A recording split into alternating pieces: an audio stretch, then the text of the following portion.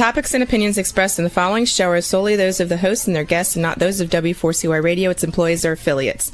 We make no recommendations or endorsements for radio show programs, services, or products mentioned on air or on our web. No liability, explicit or implied, shall be extended to W4CY Radio or its employees or affiliates. Any questions or comments should be directed to those show hosts. Thank you for choosing W4CY Radio.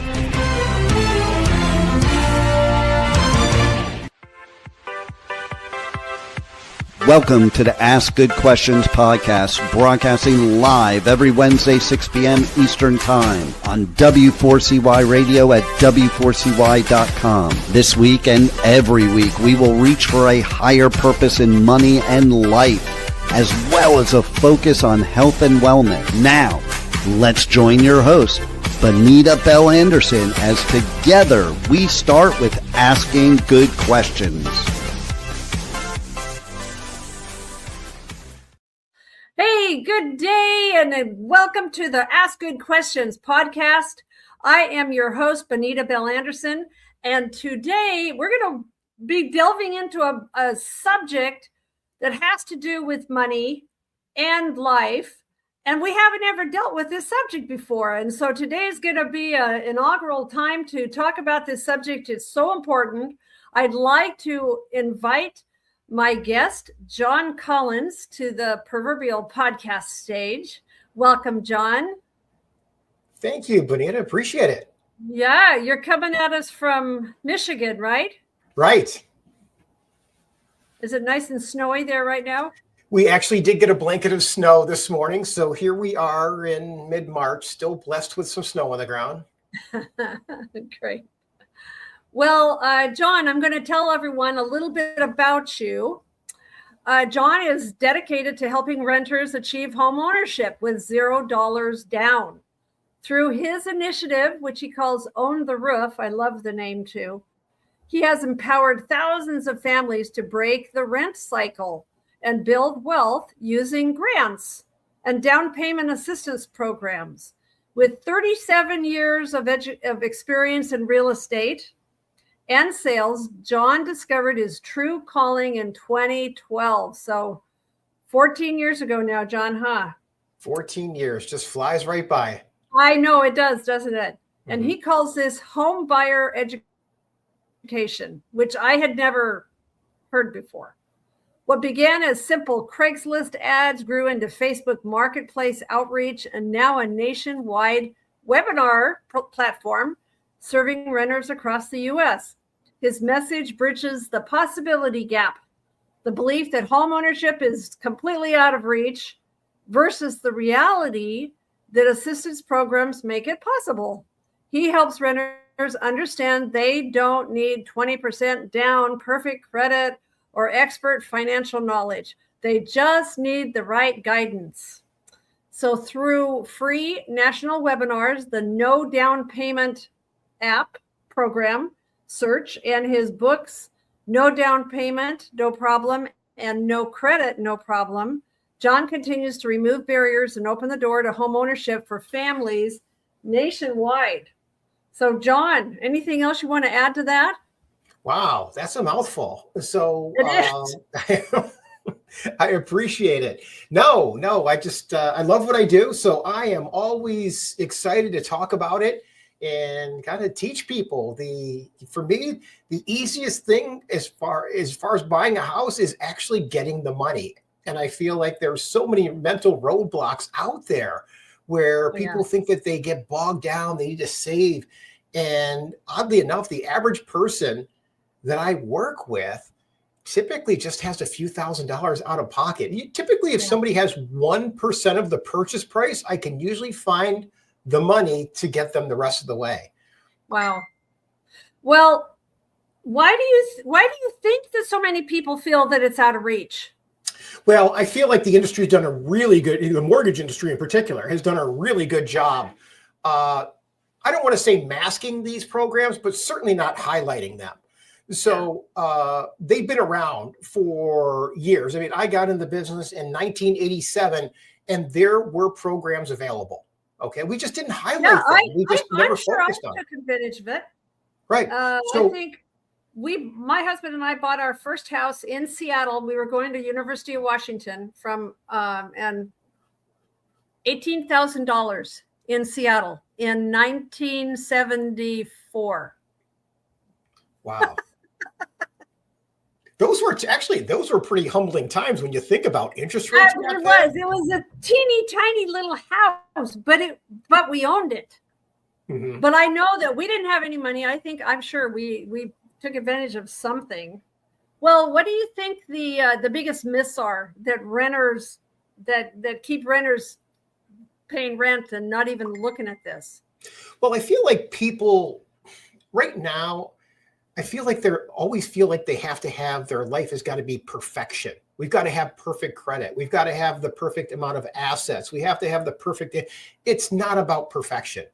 It's about qualifying for these down payment assistance programs and grants. Many of them are available for all income levels. So I will tell you, a lot of people believe that they make too much money. 20% of the programs have no income restrictions. And then the rest of are based on, median census tracts, whether it's 80% of the median census tract or up to 120%. And oddly enough, depending upon where you are in the country, those numbers can add up quite a bit. Yeah.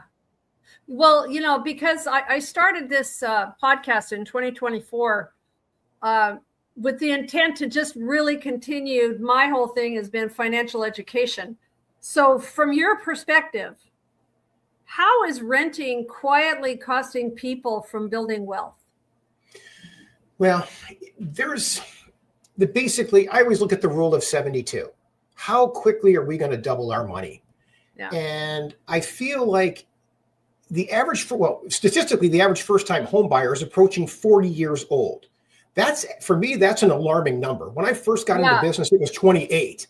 So 12 years, you are missing out on doubling your wealth. So think about it this way. If you're starting at 40 and by the time you're done, you've had one more chance to double your money, imagine that appreciation factor over a 30-year period versus a 20-year period. A huge difference. So I'm a great example. When we were talking before, I told you about this $18,000 house. 4 years later, when we graduated from University of Washington, we sold it for $40,000. So we basically were doubling our money, but that gave us the down payment we needed to go into another house. Right. So that one cycle makes a world of difference. That one cycle made a huge difference for us. Mm-hmm. Right. Yeah. So do you feel like the younger generation is giving up on the idea of owning a home? No question. I feel like it's there's two courses. I feel like half of them want to buy and then feel like they can't. Yeah. And then the other half it's for them, it's just not a priority until they understand the investment side. Once they realize now, I'll be the first to admit, the younger, they're smarter than I was. Okay. They tend to balance work and life a little bit better than maybe I do. I'm the tail end of the boomers, and we were just told, just be quiet and go to work. So, and so that's what I still do, I guess. But just the same, I feel like once the other half realizes the amount of money that they're leaving on the table from an investment side, it starts to add up in their minds. So I feel like the switch is slowly going on for them. But I hate to see it because my kids are in that generation, and I feel like they're leaving money on the table. Whether they want to be landlords or not, that's another conversation. From an investment standpoint, it's important to just get in. Yeah. So we've mentioned this possibility gap. What do you mean by that? What's a possibility gap? What I mean by that is that you don't have to save up 20%. The down payment assistance programs and grants make it possible. They're very flexible on credit. So for example, just to toss some numbers at you, Los Angeles, $160,000 right now. Miami's offering $200,000. New York actually has one program that just exceeded $300,000. My marketplace, I'm in southeastern Michigan. I have a program that I just quoted someone that is offering almost $100,000 for a home that is going to be about $200,000. So don't get me wrong. Those are isolated incidents. On average, I think most of the people are able to tap into about 38,000. But if we structure it the right way, this money in many cases is, I hate to say free, but it really is free. Sometimes when it comes to down payment assistance, there's 3 different sleeves. The first one is own the home for 3 years. Boom, you get to keep all the money. Obviously, you want to try to tap into that and grant money. Okay, that's always free. So those are always the first 2 that we want to shine a light on. The second sleeve is more down payment assistance, where you have to pay the loan back when you sell the house, but you get free use of it. So, if I'm going to give you $30,000 today, and in 30 years, you just got to pay it back and free use of it, why wouldn't you? I mean, that's a gift. Right. Yeah. And then the third is where they actually do have structured payments and things on that. I don't do many of those. Those really aren't the most favorable products to jump into for everyone. But unfortunately, I feel like the mortgage world kind of paints these products in a light where, oh, you don't want those, they're higher interest rates, you got to pay them back. They focus on the worst. And I find that most lenders only do 2 or 3 products. So there's really no guarantee that you're going to step into what's the best fit for you, unless it's just a luck of the draw. Right. So that's why I basically launched the educational products that I do for free, is just to teach people you want to try and find the products first. So for example, we're actually developing an application that'll be launching shortly where people can put it in any address in the country. Actually, you can do that right now on our website, and it'll tell you exactly how many programs are available for that particular property. From there, it's going to give you the amounts. It's going to give you whether it's a percentage of the sale price. It'll give you all those options. Then we can pin down, okay, what lenders are actually offering those. So I feel like the real estate world used to be where everybody went to the real estate agent, and then they kind of pointed you towards the mortgage company. Right. And that was about 30 years ago. And I feel like the mortgage world has really done a very good job remapping that. So now people go to the mortgage companies for the first stop just as much as their local real estate agent. Mm-hmm. Mm-hmm. When the truth be told, you really need to seek this money yourself, then find the lenders that are actually doing it. And more importantly, a lot of these programs we can stack on top of each other. So the one that I mentioned in my neighborhood is $100,000. It's a $75,000 down payment assistance program coupled with a $25,000 grant. So if you connect your wagon to the right train, we can usually stack these programs, which just takes it to a whole different level. Right. Well, and the thing is that having somebody like you, oh my gosh, if there's anything I've learned in my life about asking the right questions, it is find somebody who's been through it who can help you. And like, you're like a perfect example of, they're not out anything if they at least go look. Right. No, they're not out anything at all. So it's, for me, there was more an aha moment because I went through it firsthand about 15 years ago. I was a principal in a mortgage company, principal in a title company. And unfortunately, there was some embezzling that went on and everything came crumbling down. And after that, there was just a huge financial reset for me. And rather than hop on that treadmill again, I really had this aha moment that I don't know if just chasing numbers and sales was something I was in tune with. So my wife and I made a decision that, I really enjoy education. And as we were rebuilding, I actually qualified for some down payment assistance money. And at the 11th hour, the loan officer basically said, John, I didn't really apply for it because you didn't really need it, that you had some money in your retirement account. And this is something that I still hear routinely. No. More often than not, I find loan officers advise people to tap into their 401k loans. and take out 401ks and take out loans or liquidate. And in my mind, you're going to need that money someday. Yeah, So you are why totally. do it? So, now just I see people taking loans against these 401ks, and now basically there's double taxation involved. There's penalties, things that no one knows about until 2 months after they buy the house, and it starts getting deducted from their paycheck, and it's like, holy cow. So why do you think people don't know about these things? How come it seems like it's kind of a secret? I feel like there just isn't. Well, first of all, I mean, truth be told, a lot of these programs dictate what the lenders can make on the loans. So these down payment assistance programs really throttle the profitability of the first mortgage that they're doing. So that being the case, you'll find a lot of large lenders don't do them. Okay, they don't like to be told how much profit they can make, but there are a lot of what I call regional banks, mid-level banks, where they have to comply with the Community Reinvestment Act. And as a result, they always have money to push the streets, and they do a much better job. Now, don't get me wrong, the big boys like Chase and Bank of America, they offer these as well too, but I feel like their guidelines are more strict. So, for example, Bank of America, back in 2013, after the financial meltdown, they were actually fined $3 billion. Well, that $3 billion doesn't go to the government. They negotiate putting it in a first-time home buyer commitment.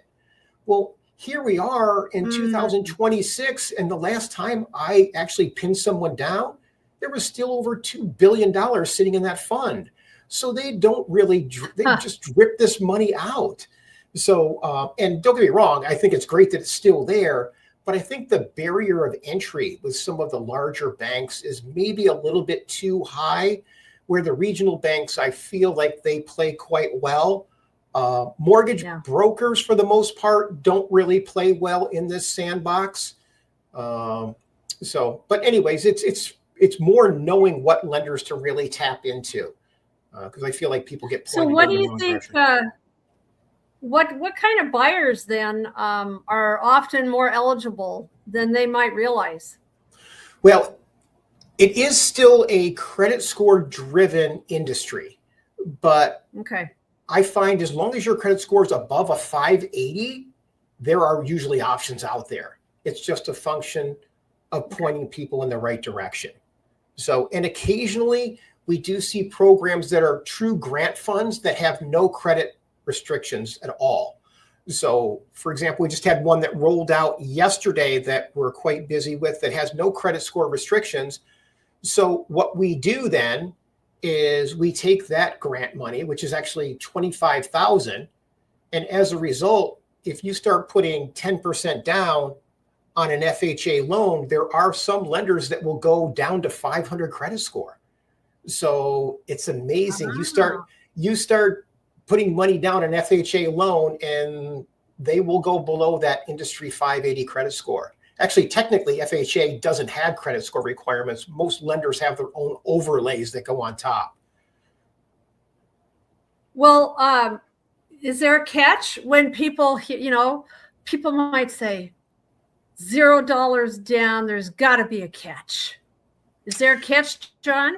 No. So what it is, so typically what we do is you're going to get an underlying mortgage. Okay. You're going to get maybe a conventional loan or an FHA loan, VA, USDA, one of those loans. So you're going to be underwritten for that. The down payment assistance money just goes on top of that. Okay. That's why it's down payment assistance, of course. So the only, if there really are no catches as long as you understand what you're stepping into, because each product is a little bit different, whether it has, it's forgivable after a few years, whether it's a free grant up front, or whether there are some repayment terms, or whether you pay it back when you sell it. So as long as you go in with your eyes wide open and those options and just ask good questions, I think most sellers don't even know. because by the time we get to closing, they're usually scratching their head. How is it this guy's showing up with a few $100s out of pocket? And then the conversation comes up. Oh, hey, this guy, John, hooked me up with some down payment assistance programs, or whoever else I coach. Right. Well, so basically what you're saying is someone can use grants and down payment programs to lower what they need out of pocket, because I think that's the barrier, right? They're just saying, Correct. I don't have any, I haven't saved anything. Right. Most of the people that I work with are coming from rental situations, and they stumbled across my webinars, and I call it, we duct tape those deals together. So they don't have a down payment. So they just, if they're buying a $300,000 house, I'm like, okay, can you save $3,000 over the next 2 months? And they light up, of course. Well, then we're there. So it's just a function of how we structure it. There are so many ways to get money to the table, whether it's down payment assistance or grants or lender credits. A lot of people don't even realize how much there is in lender credits if you know how to structure the transaction. Yeah. So, the other, there's another term you use, and that was grant stacking. Yes. So explain that, pull that apart a little bit. So what was grant stacking? So a lot of times grant stacking is if sometimes there are multiple grants out there, and they will let us stack one on top of another, as long as it's not an actual lien on the property. So here's an example. I had someone that purchased a home with a $25,000 grant. We were able to get a $3,000 down payment assistance program that we put on top of it, a $5,000 closing cost grant from a regional lender that was complying with the Community Reinvestment Act. They have to push money to the streets. Every year, these regional banks have to push money to the streets. They call it CRA money. So we were able to capture that $5,000, and then we hit another $500 grant to cover their appraisal. They don't all work out that well. They must have just been jumping up and down. They did. They were. So every now and then I say we can run, I call it running the table. So every now and then we can run the table and stack it like that. It doesn't always work out that way.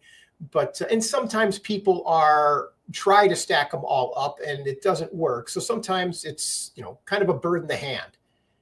But you might as well try, right? Oh, absolutely. Might as well try. Mm-hmm. Well, what about that person that says my credit is terrible?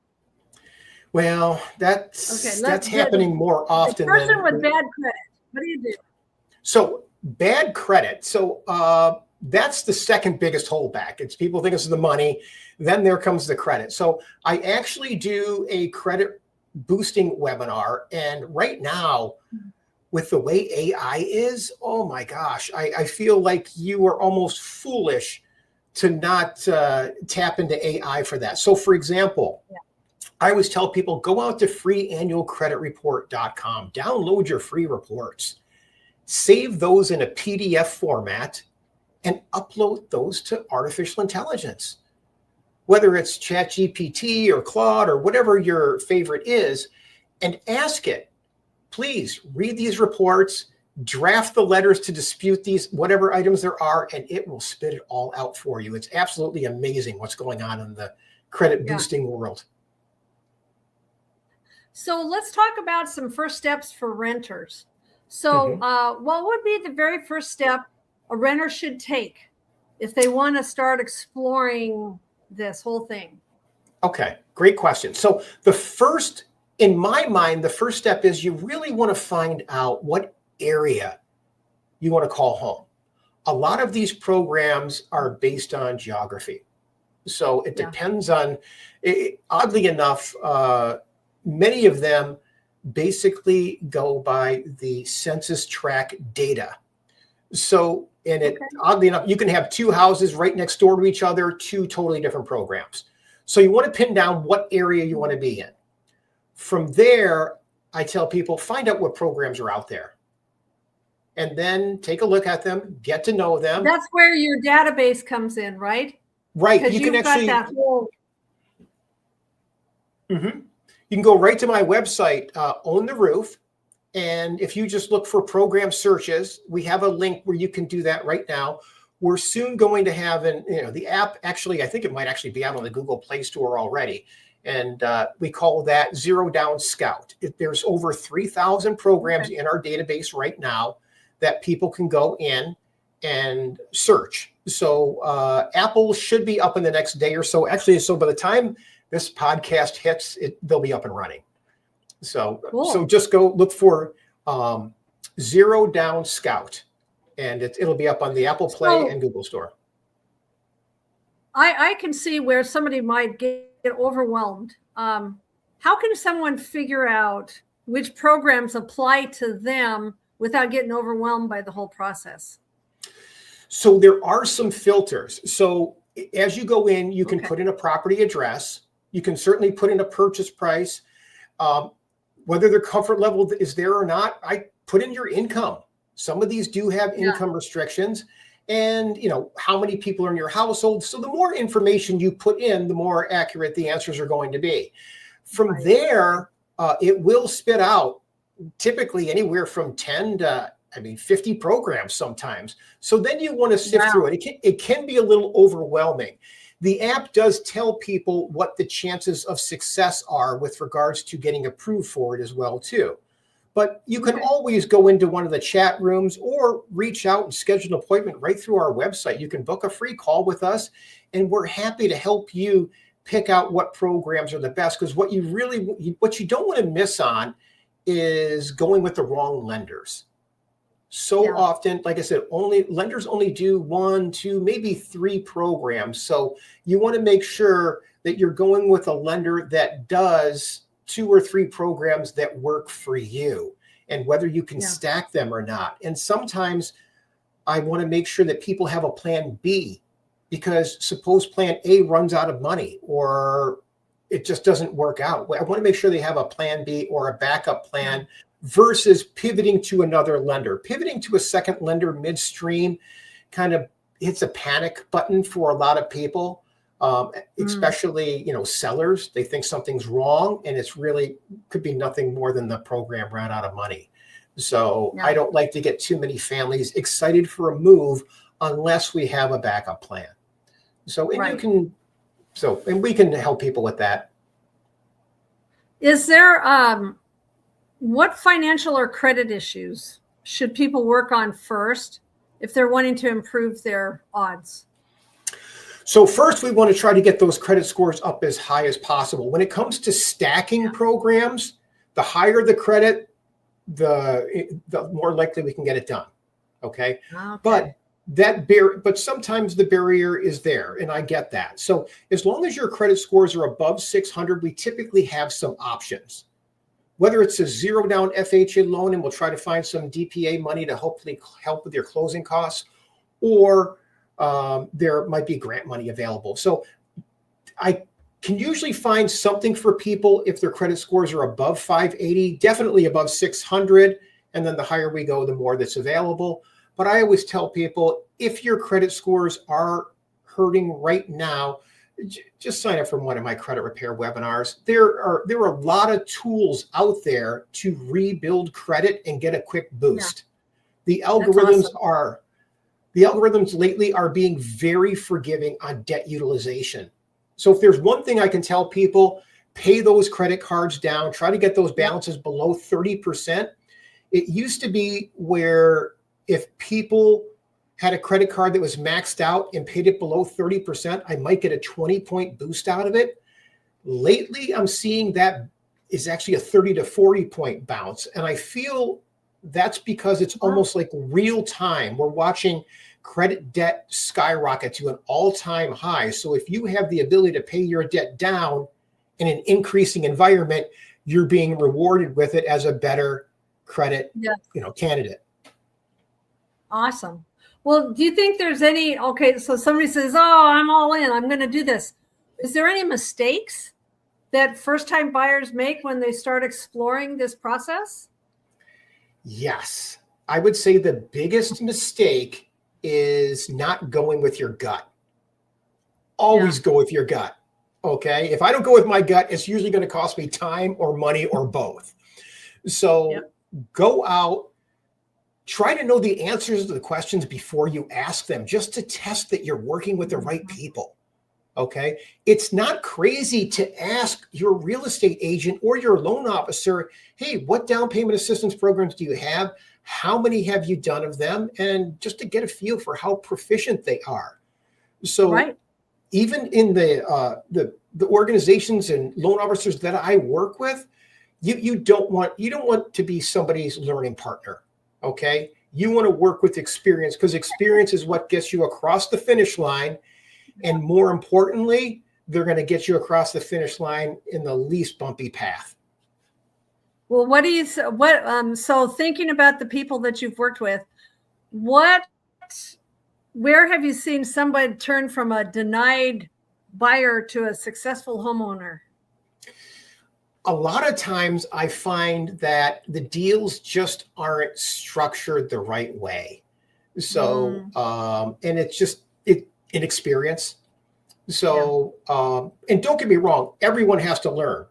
So I am all about teaching. Well, you can tell with my website, I give away courses, I give away my books, I give away all of it. Okay. So I'm a big proponent of teaching.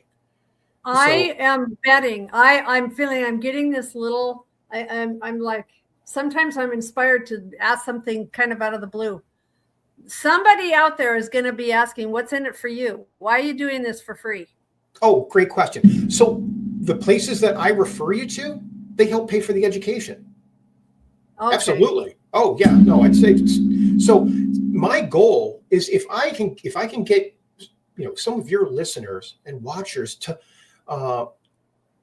basically see that, hey, wow, John, you got me connected with $50,000. Okay, now the next thing, we're going to find an agent in your area that's proficient in getting these across the finish line.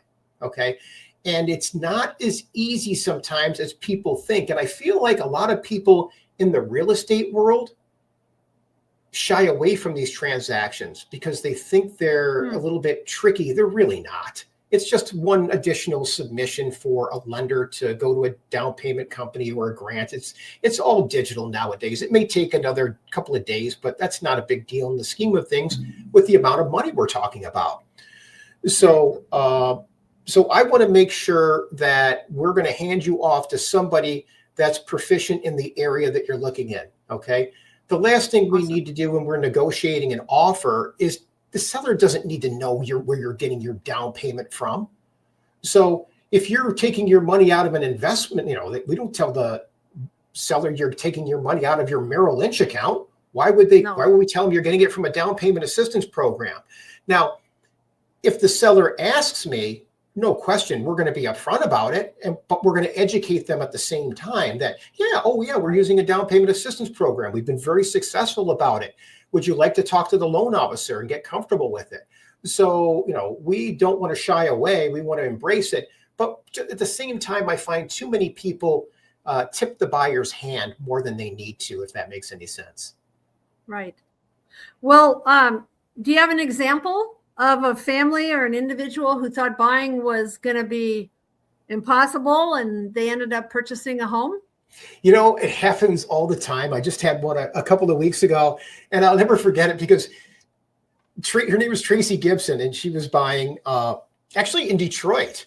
And Tracy was using a zero down grant program through a regional bank here called Flagstar Bank. So Flagstar has a zero down grant where they actually give people conventional loans with no money down and no mortgage insurance. That's the reason I like it. It really keeps those payments low. So if you tell anybody in the industry a zero down conventional with no mortgage insurance, they think you're crazy, but it exists. They've had this program for 7 years. They approve it all in-house, only requires a 600 credit score. So very easy, nice, predictable, smooth process. Now, the reason we went this route is it was just quick.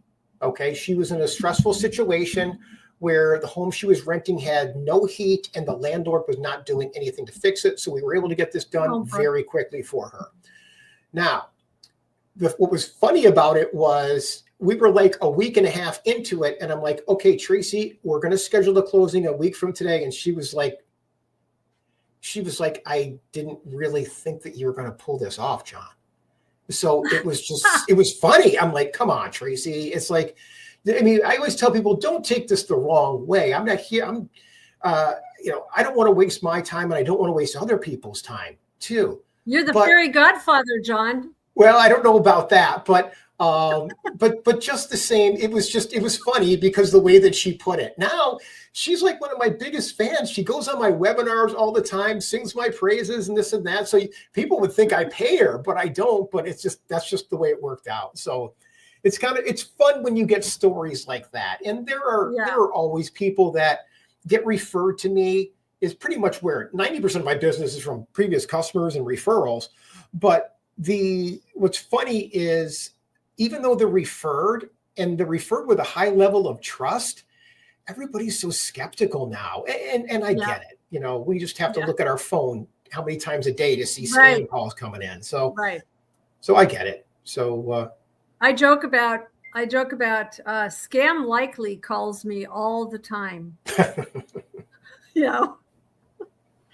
So we have got to start wrapping up how we're going to turn buyers into owners. And so for someone deciding whether to keep renting another year or start preparing to buy now, what would you want them to think about?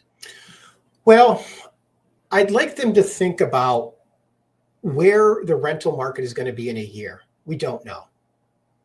People keep saying there's a correction on the horizon, and maybe there is. Okay. But one thing I can tell you is statistically, we are short 2 to 3 million homes in this country right now. Okay. There is a shortage. Now, the numbers that came out last month said that the price of rentals are going down. Well, that's the whole rental market. That's the high-end market is actually affecting it. The entry-level market, the people that are looking to buy their first home, those rental prices aren't coming down. Will they level off? Possibly, and they could level off for a couple of years, but I don't see them coming down, not with the pressure that's out there in the rental world. So with that being said, that rental market is driving the first-time home buyer market. And I think regardless of whatever correction we have, we're not going to see a big slide in that entry level because the rental market is propping it up in such an incredible way right now. So I always ask people, look where you are now, look where you were a year ago. The prices haven't gone down. What you have done is you probably missed out on a minimum 3.5% appreciation, maybe 5%.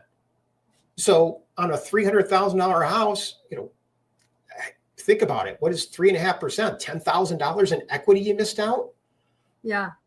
So basically, I think what you're saying is ask some good questions. Absolutely. Ask good questions. Never too early to get started. Okay. No. Education is key. The more knowledge is such power. So I always tell people, ask as much as you possibly can. Go in with your eyes wide open. And more importantly, I find that there are a lot of people in the entry level area that are flipping houses. This is actually a pain point I'd like to address, that are doing the equivalent of putting lipstick on houses. Do not get caught up on lipstick right now. Okay. Look for homes that are around that are structurally sound. Don't get caught up on the paint and carpet. You can change that stuff at a very reasonable price. Right. Well, our time is coming to a close. I'm always amazed at how quickly the time goes.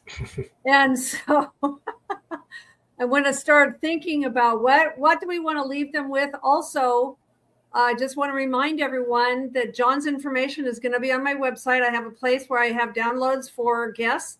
And so you'll be able to find the information here about becoming a homeowner. So what is the message that you want renters to hear if they feel like homeownership just isn't for them? Well, I know it doesn't make sense, but homeownership isn't for everyone. I get that. Okay. So I'm going to be perfectly clear on that. But I think with the rental market the way it is, it's definitely something that most people at the very least should give a really long, hard look at. Number one. Number two, it's not about perfection. Okay. We just need to get approved. And so we've talked about the credit. We talked about how much money's on the table. So there's three parts to it: income, credit, and assets. Well, we talked about the money. That's the assets. The credit we can deal with. Unfortunately, the income, we do have to have some steady income, whether it's a fixed income or a job. We do need to have income coming in. Yeah. So with that, our time is gone. So I think this is so important because, at the very beginning, we talked about how this kind of stops you from building wealth. And basically, my feeling, I have a couple things that I say. Number one, I say health is the first wealth, because besides doing financial education, I want people to think about their health and well-being. But, you need to build wealth to be able to go out, I feel, to go out and do good in the world. You need to be able to take care of yourself so that you can go out and be of service. And so I think you're giving a great service. This is something that I was like, when I saw this, I was like, this makes so much sense, because people really don't know where to turn. So any closing thoughts? No, please reach out to me. My website, owntheroof.com, and any of your listeners looking for a free copy of my book, you can go to owntheroof.com/free book, and it'll be emailed to you. Awesome. So with that, thank you so much for joining me today, John. Thank you for having me. And best of luck with all those people and turning all those renters into future homeowners. And with that, thank you again for joining the Ask Good Questions podcast. And we will see you next time. Today's episode is over, but we did ask good questions again, didn't we? Don't miss out as we broadcast live every Wednesday, 6 p.m. Eastern Time on W4CY Radio at W4CY.com. Join Benita Bell Anderson next week for more conversations with experts on finances, retirement, behavioral finance issues, health and wellness, and more. Until then, remember to ask good questions.